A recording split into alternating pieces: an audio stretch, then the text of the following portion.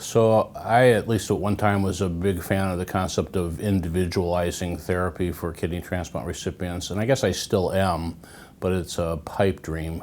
And I think what we've learned in the past decade that we have to be very careful with this concept of individualization, in large part because that term at one point was equated with another term, which is minimization. And unfortunately, what we've learned through really single center experiences and randomized trials is that minimizing immunosuppression is not always in the best interest of the patient, that we may often precipitate rejection, and particularly antibody-mediated rejection in some of our minimization trials. We thought naively that immune monitoring may be the key, that monitoring patients for signs of immune activation might be the way to enhance the safety of these kinds of trials. And again, I still think that's my dream. But as we learned from recent trials, we're not quite there in terms of having the immune monitoring tools that we need to make this completely safe. So it's hard to argue with the current success rates we have with monotonous calcineurin inhibitor, anti-proliferative agent, with or without steroids. So I've come a little bit full circle from 15 years ago, but still have this dream that we can ultimately individualize. Well, it's a very good question at this time as we honor Paul Terasaki, who just passed away. Obviously, he pioneered the whole concept of HLA matching and formed the basis for what we do today. But as your question implies, we've taken HLA matching to a much higher level of resolution. And our group, our CTOT consortium, did some post hoc analyses of one of our studies to look at this issue. But I must say the people who have championed this concept of DQ mismatching are the folks in Winnipeg, Peter Nickerson and colleagues. Peter happens to be part of our consortium.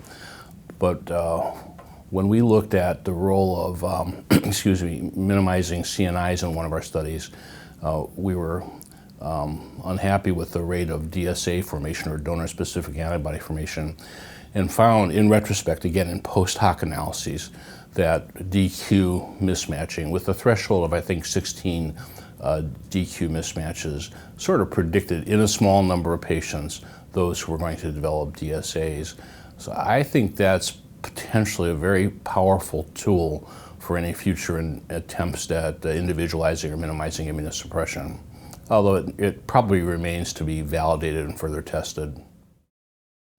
Well, the paper you're referring to is a very complicated one that probably a lot of readers didn't understand. Honestly, our group in Cleveland, working with our pathology group now 20 years ago, developed this very interesting assay that's been adopted by a number of other centers. The yellow spot assay is an assay used for measuring a number of products of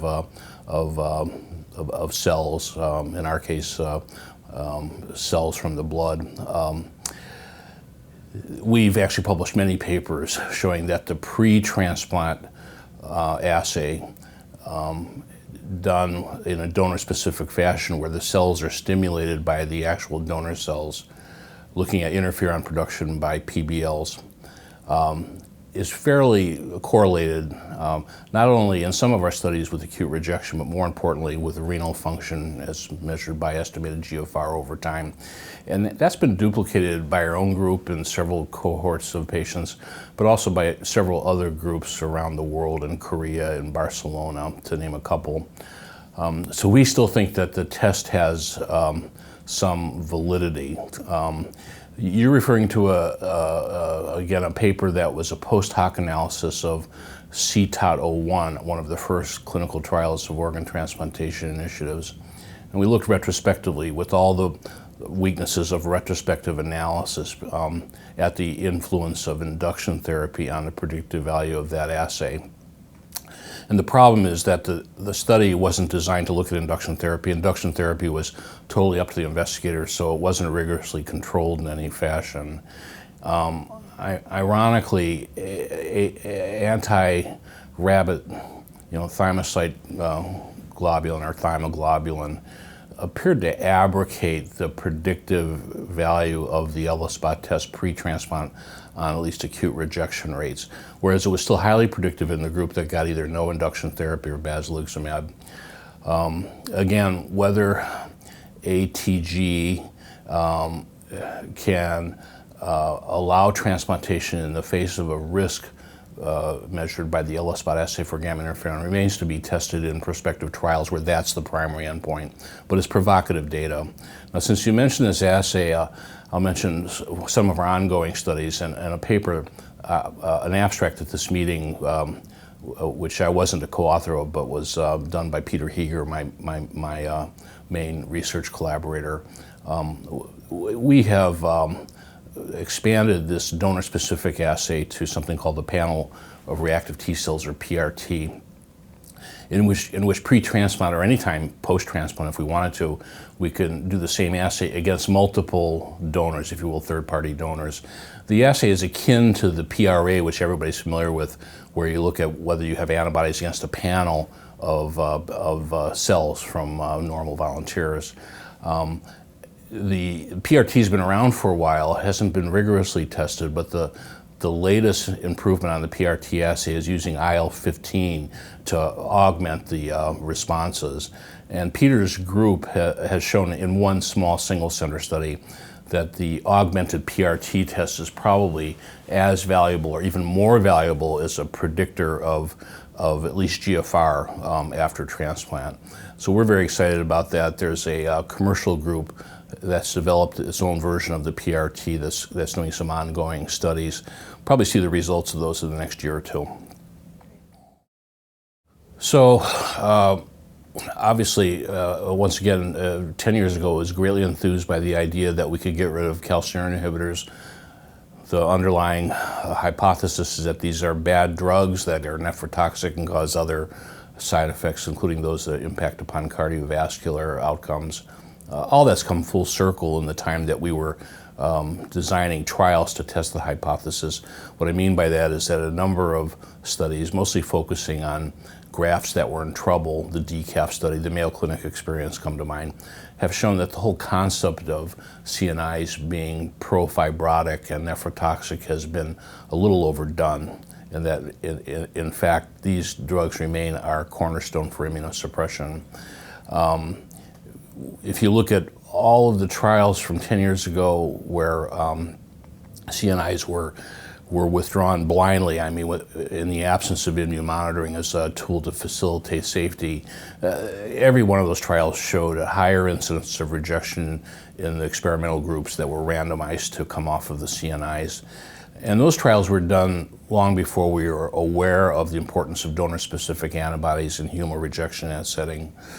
Our own consortium for CTOT performed or tried to perform a randomized prospective trial with the benefit of immune monitoring, mostly using certain urine chemokines that we have shown to be associated with rejection. And that study was aborted by a data safety monitoring board because after only 21 patients were randomized, those that were randomized to CNI withdrawal had a prohibitive risk of either acute rejection that was picked up by the immune monitoring tools or the development of donor-specific antibodies. What that test showed me, and I think hopefully the readers of the paper, is that trying this even in the low-risk patients who were enrolled in that study is dangerous. And we picked up subclinical rejection episodes that might not be seen overtly in a trial that wasn't using immune monitoring. Now, I came to this meeting with an open mind, hoping to hear more. And one important question is, well, withdrawal is one thing. Can you minimize the CNIs and get some benefit in terms of less nephrotoxicity and still the benefit of that cornerstone drug therapy? And I must say there was a symposium here devoted to the whole concept. It mostly focused on some Novartis-sponsored randomized trials, and I came away honestly a little disappointed. All of these trials, including the Elevate study, which was a European-based randomized prospective trial of conversion off of CNI to everolimus, were all based on this concept that you can use a TOR inhibitor like everolimus in order to reduce the doses of the CNIs. Now, historically, the first TOR inhibitor was sirolimus, and what we learned with experience is that you cannot use that TOR inhibitor with what we used to call full doses of cyclosporin or tacrolimus, because we saw enhanced nephrotoxicity. It was seen in the phase 3 trials with sirolimus, and the FDA saw the data but didn't know what to make of it and sort of ignored it in terms of going on to approve sirolimus. But we knew that use of that drug with full doses of a calcineurin inhibitor was particularly toxic. So I would say that the design of these more recent trials of using everolimus to reduce the dose of cyclosporin and tacrolimus is a little fallacious, because it's almost mandated that you have to use these lower doses. So I would argue that the concept of low doses is not a real one. It's a mandatory reduction in the dosage. And having said that, if you look at the two trials that they focus on this meeting, Elevate and the US 92 trial, the outcomes are really not very impressive. They were hoping, of course, for better renal function in the long run, and on balance, they just didn't see that. There tends to be more rejection in the groups randomized to everolimus, and you can look at some endpoints that are massaged into looking positive, like maybe better graft survival, maybe lower chronicity scores in the everolimus arms. But on balance, I wasn't too impressed. And there are flaws in each of those studies. In the Elevate trial, unfortunately, they compared the experimental arm to patients who were receiving either tacrolimus or cyclosporin, and that's a problem, because those two drugs are not the same. I think they're not equally nephrotoxic, and they made no effort to separate those groups in their comparative studies. The US 92 trial is also flawed in that induction therapy, I think, was optional, and some patients got anti-rabbit thymocyte globulin, and some received basiliximab. In my mind, those are two separate drugs that affect outcomes separately and weren't really adequately considered in the analysis of those studies.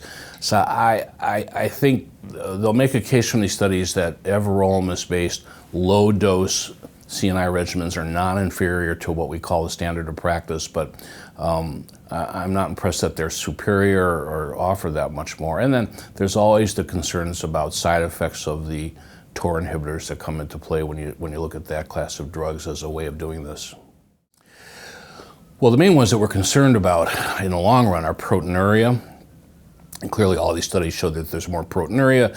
The presenters of these papers made a case that the proteinuria is rarely heavy or nephrotic in range, but all proteinuria is bad. We've done our own studies, not with everolimus, but with sirolimus in the past, that show that virtually everybody has an increment in proteinuria when you convert them from one regimen to a sirolimus-based regimen. And that can't be good for the patient. Oh, you might be able to modify that with ACE inhibitors, but that's an issue. Interestingly, our group wrote one of the first papers on wound healing problems with sirolimus now, not with everolimus, which may have fewer wound healing problems, I'm not sure. But interestingly, in the US 92 trial, there was this paradoxical relationship that the patients who had the lowest everolimus levels in that study had more wound healing problems, and I think the figure was 29%. That's a large number of minor or major dehiscences or other wound healing problems.